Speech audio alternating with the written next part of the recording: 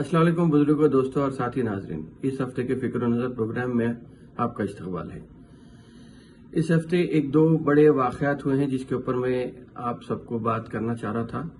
कि एक है कि जब मैं स्कूल में था तो उस टाइम पे हमें जब इकोनॉमिक्स में, गालिबन मैं समझता हूँ कि मैं 8th क्लास में था जब हमारे को इकोनॉमिक्स पढ़ाना शुरू किए थे। और उस वक्त इकोनॉमिक्स की बुक में डॉक्टर राजशेखर रेड्डी जो हमें इकोनॉमिक्स पढ़ाते थे, उन्होंने एक बुक, छोटी बुक बनाई थी जिसमें खास तौर पे एक वेज लेबर से रिलेटेड जो उजरत का मामला होता है या वेज का जो मामला होता है उससे रिलेटेड एक हदीस कोट की गई थी। मैं समझता हूं कि गालिबन पहला ऐसा वाकया था जिसमें कोई मेन स्ट्रीम स्कूलिंग एजुकेशन में या किताब में एक हदीस का हवाला मिला था। यकीनन जैसा कि हर एक मुसलमान को खुशी होती है, सब उर्दू क्लास के जितने बच्चे थे सभी ने एक किस्म से खुशी जाहिर की कि ये हदीस डॉक्टर राजशेखर रेड्डी ने कोट की है जिसमें यह कहा गया है कि मजदूर का पसीना सूखने से पहले उसे उसकी उजरत दे देनी चाहिए। तो खैर बात तो ये थी कि उजरत की बात थी, पसीने की बात थी, और यकीनन जो मेहनत करता है उसे पसीना भी निकलता है। इसके अलावा इकोनॉमिक्स में जो पढ़ाया गया था उसमें एक था कि ह्यूमन, जो इकोनॉमिक्स की सबसे बड़ी बात थी कि एक थी कि नीड्स, वांट्स और डिजायर्स। अगर मैं उर्दू में बोलूंगा तो नीड्स तो ये है कि जरूरत की जो चीज होती है या जो आपके लिए बहुत ही जरूरी होता है कि आप किस तरह अपने आप को जिंदा रखते हैं। तो और इसके अलावा जो वांट्स हैं, वांट्स ये है कि आदमी क्या चाहता है। और तीसरी जो डिजायर्स की बात है वो आदमी की ख्वाहिशात क्या है। इसमें यही बताया गया था कि ख्वाहिशात ऐसे होती हैं कि ख्वाहिशात को पाना बहुत मुश्किल होता है। लोगों के ख्वाहिशात बढ़ते रहते हैं और ख्वाहिशात को जब पाने की बात आती है तो आप उसे पा नहीं सकते। ऐसा ही फिजियोलॉजिकली भी अगर एक या सोशल सर्वे के हिसाब से अगर जाएंगे तो उसमें यह है कि फिजियोलॉजिकल नीड्स एक होते हैं जो इंसान को जिंदा रखने के लिए, जैसा खाना, पानी, पीने का पानी है या इसी किस्म से राशन या आपके जो भी अशिया होती हैं जिससे कि आप अपने आप को जिंदा रखते हैं। दूसरी चीज ये होती है कि जब आप सोशल लैडर में ऊपर बढ़ते हैं तो दूसरा मामला आता है वो सेफ्टी का आता है। तो सेफ्टी का मामला ये होता है कि आप किस तरह अपने आप को सेफ रख सकते हैं या अपने आप को मुतमईन करने के लिए आपको क्या जरूरी होता है। जैसा कि अगर आपको एक जॉब मिलता है तो जॉब की जो गारंटी होती है वो आपके सेफ्टी में आती है। तीसरी बात आती है कि मोहब्बत इसलिए है कि आप अपने दोस्त, अपने रिश्तेदार हैं, दोस्त अहबाब हैं, बीवी बच्चे हैं, तो इनसे जो मोहब्बत होती है इससे एक आदमी को अंदरूनी तौर पर सुकून मिलता है। जब आप ऊपर और इसके ऊपर जब आएंगे, जब स्ट्रेटा एक और लेवल आप ऊपर जाएंगे तो आपको ऐसा लगता है कि अपने वजूद को पाने के लिए जो आपको खुशी होती है या अपने सेल्फ एक्चुअलाइजेशन जिसे कहते हैं अंग्रेजी में, एक सेल्फ एस्टीम की बात आती है जो आपके लिए अपने आप को खुश जिस तरह आप महसूस करते हैं वो सेल्फ एस्टीम की बात आती है।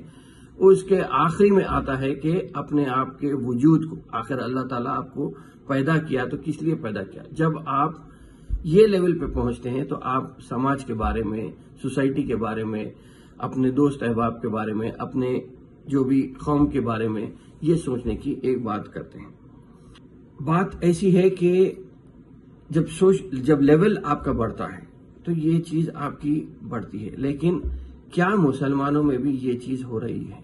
जो बात आई थी कि फिजियोलॉजिकली की हम बात करेंगे तो जो जरूरियात हैं, आपके खाने पीने की अशिया है, आपका एक सेटिस्फैक्शन का जो मामला है, उसके बाद प्यार मोहब्बत की बात है, उसके बाद आपके एस्टीम की बात है, मतलब आपके खुशी के इजहार की बात है। आखिरी बात यह है कि आप कौम की फिक्र। इस हफ्ते जो वाकया चंद्रान गुट्टे में पेश आया जिसमें कि कुछ लोग, मैं ये नहीं कहूंगा कि सियासी लोग, उसमें दूसरे बिजनेस के भी लोग हो सकते हैं, जो भी लोग थे, लेकिन वो लोग जिस किस्म से जो मौसीकी की या रक्स की जो पार्टी ऑर्गेनाइज किए थे, क्या ये मुस्लिम माशरा इसकी इजाजत देता है? मेरा ये मानना है कि हम कहीं पर हम भटक रहे हैं जिसकी वजह से ऐसा लग रहा है कि हम जो चीज قوم کے لیے کرنا چاہیے تھا. جب پیسہ آ رہا تو ہم اپنے آپ سے باہر نکل جا رہے ہیں. لیکن شاید ایسا محسوس ہو رہا ہے کہ ہمارے پاس پیسہ آتے ہی ہم کہیں نہ کہیں بھٹک رہے ہیں اللہ کے بتائے ہوئے راستے سے. یہ نہیں ہونا چاہیے اور اسے روکنے کے لیے میں سمجھتا ہوں کہ صرف سیاسی لیڈر نہیں، مذہبی علماء کا بہت زیادہ امپورٹنٹ رول ہے تاکہ وہ ایسے حالات کو نہ بنائیں جس سے کہ ہم غیروں کی طرح بیہیو کرتے چلے جائیں. میں سمجھتا ہوں کہ اب وقت کا تقاضا ہے کہ ہر ایک آدمی کو اٹھ کھڑے ہونا چاہیے اور یہ چیز کو روکنا چاہیے. جو بھی غیر اسلامی حرکت ہے یا جس سے بھی یہ ہوتا ہے کہ مسلمانوں کے نام پہ ایک داغ لگتا ہے تو اسے روکنے کی بہت ضرورت ہے. دوسری بات، کرونا وائرس بہت تیزی سے پھیل رہا ہے. ہر ایک کو تقریباً جان پہچان کے لوگوں میں کئی لوگ متاثر ہوئے ہیں. اس کے علاوہ آپ دیکھیے کہ کوئی پابندی، خاص طور پہ ہمیں زیادہ پابندی کرنا چاہیے، اس لیے کہ جس طرح کرونا کا جب پھیلاؤ شروع ہوا تھا تو تبلیغی جماعت کے لوگوں پہ یہ الزام لگا تھا کہ تبلیغی جماعت کے لوگوں کی وجہ سے کرونا ہندوستان میں پھیلا یا ہندوستان میں داخل ہونے کی وجہ کرونا کی تبلیغی جماعت کے لوگ تھے. ایسا کچھ نہیں ہے کہ وائرس نہ مذہب دیکھتا ہے نہ کوئی ذات پات کو دیکھتا ہے، لیکن احتیاط اپنی جگہ ہے. میں سمجھتا ہوں کہ جس طرح یہ کہا جاتا ہے کہ اونٹ کو پہلے آپ کھوٹی سے بنیے پھر اس کے بعد آپ نماز ادا کیجیے، تو کا جو واقعہ ہے یہی واقعے کو یاد کرتے ہوئے میں سمجھتا ہوں کہ ہمیں پہلے اپنے آپ کو احتیاطی طور پہ آپ ماسک لگائیے اور جتنا ہو سکتا ملنا جلنا کم کیجیے یا ایسے حالات مت بنائیے کہ جس سے کہ اگر خدا نخواستہ سامنے والا متاثر ہے تو اس کی بیماری آپ کو بھی لگ جائے. تو بہتر یہ ہے کہ جو سوشل ڈسٹینسنگ کا نام ہے، جو ماسک لگانے کا سسٹم ہے، سینیٹائزر یوز کرنے کا سسٹم ہے، اسے اپنانا بہت ضروری ہے. آپ یہ یاد رکھیے کہ اگر آپ کا ایک روزہ کرونا کی وجہ سے متاثر ہوتا ہے یا اگر سیلف کوارنٹائن میں اگر آپ جاتے ہیں تو آپ کے 15 روزے متاثر ہو سکتے ہیں. اور 15 روزوں کو اگر آپ گواتے ہیں تو آپ یہ دیکھیے کہ اللہ تعالیٰ جو ایک مہینہ رمضان کا رکھا ہے 30 روزوں کا، چاہتا تو اللہ تعالیٰ اس میں یہ بھی بول سکتا تھا کہ 12 مہینے میں آپ ہر مہینے میں 10 دن روزے رہو، لیکن ایک مہینہ جو خاص طور پہ رمضان کا ہے وہ اسے مس کرنے کی نہ چانس لیجئے نہ کوشش کیجئے کہ اگر خدا نخواستہ آپ کو کورونا لگ گیا تو یہ روزے مس ہو جائے. تو بہتر یہ ہے کہ ہم احتیاط کرتے ہوئے اپنے آپ کو صحیح طریقے سے ایک اچھی زندگی بلکہ پرنسپل زندگی گزارنے میں ہم اپنے آپ کی مدد کریں، سیلف مدد کریں، تو ہی میں سمجھتا ہوں کہ یہ کرونا کو ہم اس مرتبہ ڈیفیٹ دے سکتے ہیں. میں نے گزشتہ پروگرام میں کہا تھا کہ شاید ہو سکتا کہ 17 تاریخ کے بعد سے نائٹ کرفیو کا سسٹم حیدرآباد میں یا تلنگانہ میں بھی لگ سکتا ہے. میں پھر سے آپ کو دہرا رہا ہوں کہ جس طرح کرونا کا پھیلاؤ ہو رہا ہے یا اڑوس پڑوس کی ریاستوں کو بھی اگر ہم دیکھیں گے تو وہاں جس طرح نائٹ کرفیو کا لزوم لگا ہے وہ یقینی طور پہ تلنگانہ میں بھی آہستہ آہستہ ہم اسی طرف بڑھتے جا رہے ہیں. تو بہتر یہ ہے کہ آپ اپنے آپ کو روکتے ہوئے کرونا سے بچنے کی حفاظت کیجیے. رمضان ہے، دن میں روزہ رہیے، رات میں اگر آپ جاگتے ہیں تو عبادت کرتے ہوئے اگر گزاریں گے تو کرونا سے بھی اور دیگر جو ملک کے جو سیاسی وائرس ہے اس سے بھی بچنے کی ہم دعا کر سکتے ہیں. آخری بات یہ کہوں گا کہ اس ہفتے کی شروعات میں چھتیس گڑھ میں ایک بڑا واقعہ پیش آیا جس میں تقریباً اب تو تعداد بڑھ کر 22 پولیس جوانوں کی ہوئی ہے، شہید ہو گئے ہیں وہ نیکسلائٹ کے حملے میں. میں پھر سے ایک بار یہ بات دہرانا چاہ رہا ہوں کہ سینٹرل فورسز لوکل یا اسٹیٹ کے افیئرز میں کامیاب کبھی نہیں ہوئی ہیں. آپ اس کی تاریخ گواہ ہے. تلنگانہ یا آندھرا پردیش کی اگر ہم بات کریں گے تو ہمارے جو گرے ہاؤنڈز ڈپارٹمنٹ تھا نیکسلائٹس کو ٹیکل کرنے کا وہ کافی حد تک کامیاب ہوا تھا، لیکن قتل کرنے کے بعد نیکسلائٹس کا قتل ہوا تھا اس کے بعد ہی یہ گورنمنٹ یہ کہتی ہے کہ ہم نے نیکسلزم پہ کنٹرول کیا ہے. لیکن میرا ماننا یہ ہے کہ لوکل پولیس ہی یہ مسئلے سے ڈیل کر سکتی ہے یا لوکل گورنمنٹ ہی ڈیل کر سکتی ہے. رمن سنگھ کے ٹائم پہ یہ کہا گیا تھا کہ رمن سنگھ نے نیکسلائٹس کو بہت اچھی طریقے سے ٹیکل کیا ہے. خیر دیکھیے، ٹیکل کرنا مسئلہ الگ ہے، لیکن سب سے بڑا مسئلہ میرا پرسنل ماننا یہ ہے کہ پولیس سے یہ مسئلہ حل ہونے والا نہیں ہے۔ جس طرح اتر پردیش کی اگر ہم بات کریں گے تو دلت لڑکی کا ریپ ہوتا ہے، دلت لڑکا اگر گھوڑے پہ بیٹھ کے شادی کے ٹائم پہ دولہا بن کے اگر گھوڑے پہ بیٹھ کے جاتا ہے تو وہاں پہ ٹھاکروں کو اور برہمنوں کو اعتراض ہوتا ہے۔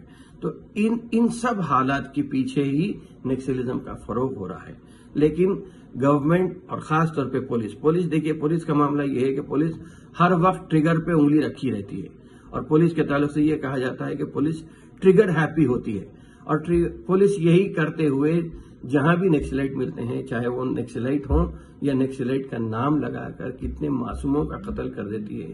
یہ تو مسئلہ اگر ہم دیکھیں گے تو کسی بھی سول رائٹ ایکٹیوسٹ سے بات کریں گے تو وہ یہی کہتا ہے کہ پولیس کی زیادتی ہے، جس کی وجہ سے یہ نیکسلزم اور فروغ پا رہا ہے۔ لیکن سوشل پرابلم کے طور پہ اگر ہم لیتے ہیں نیکسلزم کو یا مائسٹ کو اگر ہم لیتے ہیں تو ہی میں سمجھتا ہوں کہ یہ مسئلہ حل ہو سکتا ہے۔ ہندوستان بھی ایک قسم سے پاکستان کی طرح ہوتا چلے جا رہا ہے، رائٹ ونگ کا عروج ہو رہا ہے۔ پاکستان میں اگر مذہبی لیڈرز کا عروج ہوا تھا تو یہاں پہ رائٹ ونگ ایکٹیوسٹ کا عروج ہو رہا ہے اور ظلم و زیادتی بڑھ رہی ہے۔ اس کے علاوہ امیر اور غریب کے بیچ کا جو فاصلہ ہے وہ بھی کافی بڑھتا چلے جا رہا ہے، جس کی وجہ سے چاہے وہ نیکسلزم کا نام لیجیے آپ یا مائسٹ کا نام لیجیے، اور سماج میں دوریاں بڑھتے جا رہی ہیں۔ لیکن سماج کو جوڑے رکھنا حکومت کا فرض ہے، اور حکومت اگر سنجیدگی سے چاہتی ہے تو یہ مسئلہ ختم ہو سکتا ہے۔ لیکن رائٹ ونگ کے بڑھتے ہوئے زمانے میں ایسے مسئلے اور بڑھتے جائیں گے، اسے سنجیدگی سے لینا ہے، اور حکومت کو کس طرح اپنا صحیح کردار نبھانا ہے۔ پولیس کے ذریعے نہیں ہو سکتا کہ ذمہ دار شہریوں کے ذریعے ہو یا دیگر elite sections of the society ہوں، ایڈوکیٹس ہوں، ہیومن رائٹس ایکٹیوسٹ ہوں، ان سب کو ساتھ لے کر چلنا ہے تاکہ اس مسئلے سے یا انسرجنسی کے مسئلے سے 10 سال پہلے منموہن سنگھ نے کہا تھا کہ انٹرنل پرابلم ہندوستان کا یہ ہے کہ انٹرنل پرابلم سب سے بڑا انٹرنل پرابلم مائسٹوں کا ہے، لیکن اس وقت کسی نے اسے مانا نہیں تھا۔ لیکن مسئلے کا حل پھر بھی یہ ہے کہ پولیس کے ہاتھوں میں نہیں ہے، اس لیے کہ پولیس کے ہاتھ میں صرف بندوق ہے یا ڈنڈا ہے۔ مسئلے کا حل اگر ہے تو بات چیت کے ذریعے ہی ہو سکتا ہے، اور ایک اچھے معاشرے کے لیے، پرسکون معاشرے کے لیے میرا ماننا یہ ہے کہ بات چیت سے ہی بڑے سے بڑا مسئلہ حل ہو سکتا ہے۔ خیر آخری بات کہتے ہوئے اپنی بات کو ختم کرتا ہوں کہ یقیناً یہ بھی کہا جاتا ہے کہ سونا بھی عبادت ہے، لیکن رمضان میں سونا، میرا ماننا یہ ہے کہ رمضان میں آپ کچھ دیر سوئیے اور زیادہ دیر عبادت کیجیے۔ اس رمضان کو جانے مت دیجیے، اللہ سے جو مانگ سکتے ہیں، اس لیے کہ اللہ کبھی اپنے بندے کی دعا کو رد نہیں کرتا۔ تو آپ جی بھر کے دعا مانگیے، انشاءاللہ تعالی اس رمضان کے بعد سے کرونا سے بھی اور دیگر وائرسوں سے بھی، سیاسی وائرس ہوں یا سماجی وائرس ہوں، اس سے بھی ہمیں چھٹکارا مل سکتا ہے۔ انشاءاللہ آئندہ ہفتے پھر آپ سے ملاقات ہوگی، پھر بات ہوگی۔ رمضان رہے گا تو رمضان میں اور زیادہ بات کریں گے، آئندہ ہفتے پھر ملاقات کریں گے، پھر بات کریں گے۔ شکریہ، خدا حافظ۔